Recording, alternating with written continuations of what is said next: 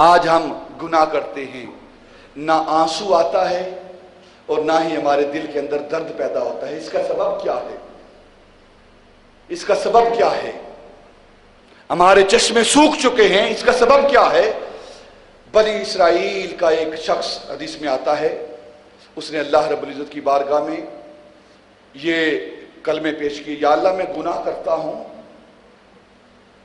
تیری نافرمانی کرتا ہوں، اور پھر تو مجھے سزا نہیں دیتا، تو مجھے سزا نہیں دیتا، گناہ میں کرتا ہوں تو مجھے سزا نہیں دیتا۔ اللہ رب العزت نے اس وقت کے جو نبی تھا نا، اس کو وحی بھیجی، میرے اس بندے سے کیا جا کر، یہ کہتا ہے میں سزا نہیں دیتا، تیرے لیے یہ سزا کم ہے کہ میں نے تیری آنکھوں کو خشک کر دیا ہے اور تیرے سینے کے اندر جو دل ہے اس سے درد کو چھین لیا ہے، کیا تیرے لیے یہ سزا کم ہے؟ اس سے بڑی سزا کوئی نہیں ہے کہ آنکھوں کو خشک کر دیا جائے، آنکھوں سے آنسو چھین لیے جائیں اور دل کو درد سے علیحدہ کر دیا جائے، اس سے بڑی سزا کوئی نہیں ہے۔ دل وہی دل ہے جس کے اندر درد ہو، اور آنکھ وہی آنکھ ہے جس کے اندر آنسو ہو۔ ایک بات میں نے پہلے بھی بیان کی، پھر بیان کرتا ہوں کہ آنکھ، اس کو عربی میں کہتے ہیں عینن۔ کیا کہتے ہیں؟ عینن۔ عینن ہوتا ہے آنکھ، اور جو چشمہ ہوتا ہے جس سے پانی نکلتا ہے اسے بھی عربی میں عینن کہتے ہیں۔ دونوں، چشمہ جو زمین سے نکلتا ہے اسے بھی عینن کہتے ہیں، اسے چشمہ بولتے ہیں، اور آنکھ کو بھی عینن کہا جاتا ہے، یہ بھی چشم ہے۔ اور آپ جانتے ہیں کہ جس زمین کے چشمے سے پانی نہ نکلے، جس زمین کے چشمے سے پانی نہ نکلے، وہ چشمہ بیکار ہوتا ہے، اس کی کوئی قیمت نہیں ہوتی۔ یہ ہوتی ہے قیمت کوئی؟ اس کی کوئی قیمت نہیں۔ اور اسی طرح جس آنکھ سے اس کے خوف میں، اس کی یاد میں، اس کی محبت میں آنسو نہ نکلے، وہ آنکھ بھی بیکار ہے، اس آنکھ کی بھی کوئی قیمت نہیں ہے۔ آنکھ وہی آنکھ ہے جس سے اللہ رب العزت کی یاد میں، اس کی محبت میں، اس کے محبوب کی محبت میں آنسو نکلے، وہی آنکھ ہے۔ اور چشمہ وہی چشمہ ہے جس سے پانی نکلے۔ اور پھر جو زمین سے چشمہ نکلتا ہے اس کا پانی بھی گرم ہوتا ہے۔ دیکھا ہے آپ، اندازہ کریں، جو چشمے پر جا کر کبھی دیکھیں، اس سے جو پانی نکل رہا ہوتا ہے گرم ہوتا ہے، اور جو آنکھ کے چشمے سے پانی نکلتا ہے وہ بھی گرم ہوتا ہے۔ وہ بھی بڑے کام کا ہے پانی، یہ بھی بڑے کام کا پانی ہے۔ وہ پانی جو چشمے سے نکلتا ہے، زمین سے نکلتا ہے، وہ ظاہر کو صاف کرتا ہے، اور جو آنکھ سے پانی نکلتا ہے یہ باطن کو صاف کرتا ہے۔ جب آنکھ سے پانی نکلتا ہے، آنکھ سے آنسو نکلتا ہے، تو انسان کے من کو صاف کر دیتا ہے، انسان کے باطن کو صاف کر دیتا ہے۔ ہمیں چاہیے کہ کم از کم اس کیفیت پر آئیں کہ جب ہم اللہ اور اللہ کے رسول کی بات سنیں تو ہماری چشم، ہماری آنکھیں بہیں، اس کی یاد میں بہیں۔ لیکن گناہ کر کے، غلطیاں کر کے، دن رات حرام کا رزق کھا کھا کر ہماری یہ حالت ہو چکی ہے کہ ہمارا یہ چشمہ بند ہو چکا ہے۔ اس کا علاج کرنا چاہیے۔ اس کا علاج کیا ہے؟ کہ کسی رونے والے کے پاس بیٹھنا چاہیے جو اس کی یاد میں روئے۔ اور اس رونے کی قیمت کیا ہے؟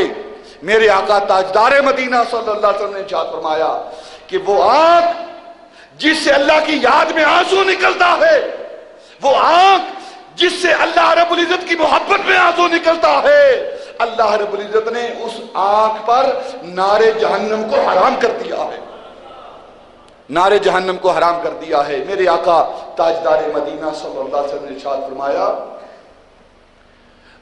کل قیامت کے روز اللہ رب العزت جب سارے فیصلے ہو جائیں گے تو اللہ رب العزت فرشتوں کو حکم دے گا، فرشتوں جہنم کو اس کے مقام سے باہر نکالا جائے، جہنم کو اس کے مقام سے، اس کی جگہ سے باہر لایا جائے۔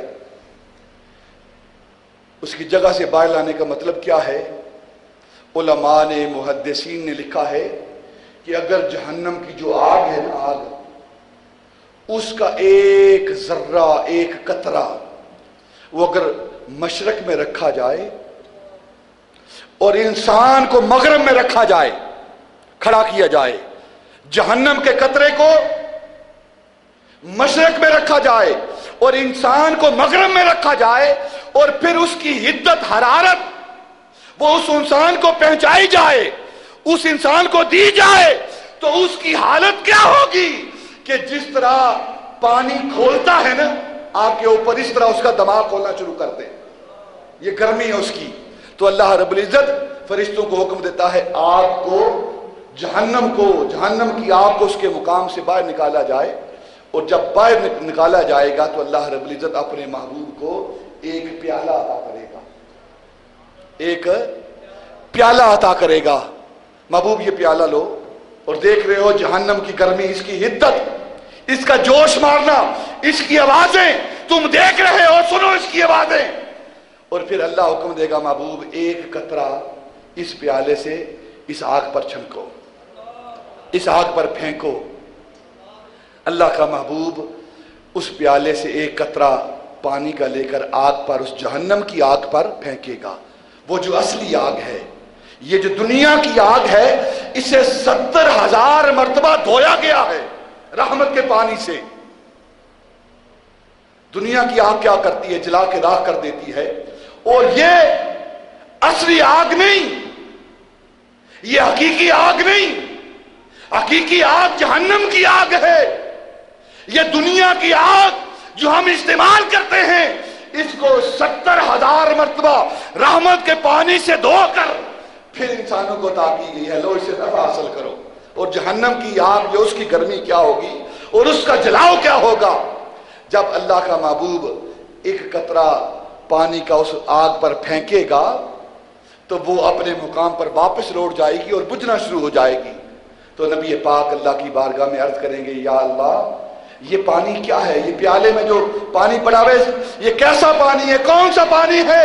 تو اللہ فرمائے گا محبوب جانتے نہیں، تیری امت کے گناہگار جو ہیں یہ ان کے آنسو کا پانی ہے. جب ان کے آنسو نکلیں گے تو میری جہنم بھی ان کے آنسو سے بند ہو جائے گی، جہنم بھی بند ہو جائے گی. تو انسان کو چاہیے کہ اس کی یاد میں آنسو بہایا کرے، رات کو دن کو. اور آنسو کیوں نہیں بہتے؟ ہم گناہ کرتے ہیں، دن رات گناہ کرتے ہیں. اور ظاہر ہے جب کسی چشمے کے اندر پتھر ڈال دیے جائیں، مٹی ڈال دی جائے، گند ڈال دیا جائے، وہ چشمہ بند ہو جاتا ہے. ہم نے بھی بظاہر دیکھنے میں آنکھ ہے، لیکن اس چشمے کے اندر بہت سارے گند ڈالے ہیں، گناہوں کا گند ڈالا ہے، گناہوں کے پتھر ڈالے ہیں، جس کی وجہ سے یہ چشمہ بھی بند ہو چکا ہے. اس وجہ سے اس چشمے سے پانی جاری نہیں ہوتا. اگر اس چشمے سے پانی جاری کروانا چاہتے ہو تو ان لوگوں کے پاس بیٹھو، ان ذاتوں کے پاس بیٹھو جن کے یہ چشمے جاری ہیں. یہ وہ کون لوگ ہیں؟ یہ اولیاء اللہ ہیں، یہ بزرگان دین ہیں جو ہر وقت اللہ کی یاد میں، اللہ کے رسول کی یاد میں روتے رہتے ہیں، آنسو بہاتے رہتے ہیں. جو اللہ رب العزت کی محبت میں، رسول اللہ کی محبت میں آنسو بہاتے رہتے ہیں، یہ وہی اولیاء ہیں جو ہر وقت یہی اعلان کرتے رہتے ہیں. ان کی سیرت، ان کی صورت کیا ہوتی ہے؟ راتی زاری کر کر روندے تندید اکھیاں دی توندے، فجری اوگن ہار کہاں دے تے سب تھی نیویں ہوندے. ہمیں چاہیے ایسے لوگوں کی صحبت میں بیٹھے جن کے دل سخت نہ ہوں، جن کے دل پتھر نہ ہوں، جن کے دل نرم ہوں. ان کی محفل میں، ان کی صحبت میں بیٹھنا چاہیے. اور جس کے اپنا دل پتھر ہے، جس کے اپنے دل کے اندر رقت نہیں، وہ دوسرے کو رقت کیا عطا کرے گا؟ جس کا اپنا دل سخت ہے وہ دوسرے کو نرمی کیا عطا کرے گا؟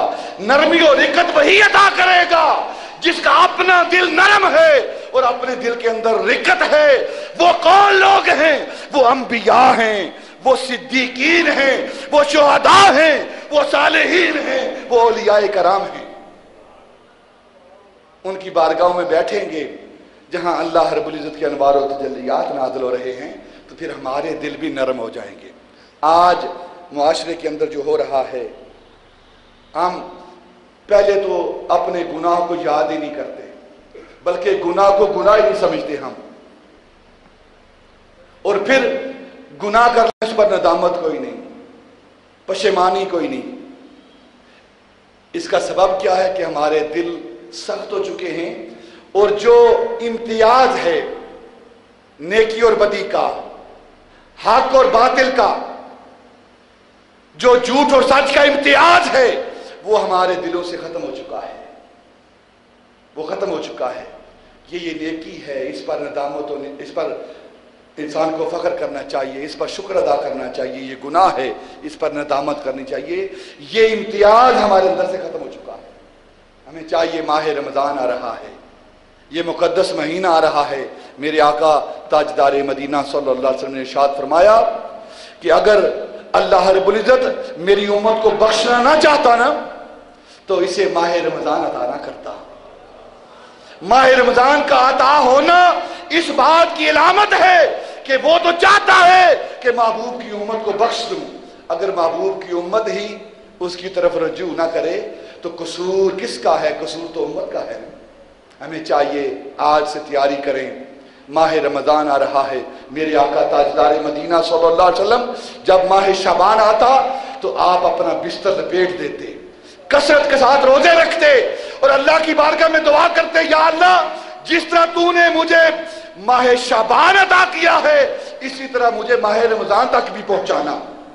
ہمیں بھی چاہیے ہر وقت اللہ کی بارگاہ میں دعا کریں، آہوزاری کریں، رات کو وقت ملے، دن کو وقت ملے، اپنے گناہوں کو یاد کر کے اس کی طرف رجوع کریں، توبہ کریں، اور جب توبہ کریں گے تو انشاءاللہ وہ ہمارے سارے گناہوں کو معاف فرما دے گا۔ وما علینا